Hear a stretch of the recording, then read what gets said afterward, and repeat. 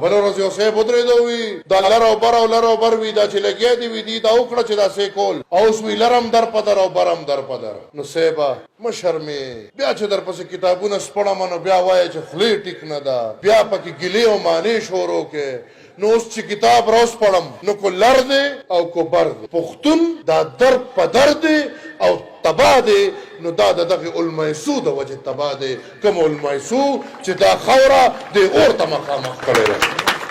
غولډبي وګوره غولډبو دومره سرم چرته د سړوي غولډبو وی علماو څه کړي دي نو که علماو څه کړي دي نو تا څه کړي دي ته خپله توره وښیه ته خو د انګریز تالیسټ وي همیشه دې انګریز ته ښه ویلي دي انګریز درته مفادات درکړي دي او هغه مفاداتو مد نظر تا د اسلام خلاف خبرې کړي دي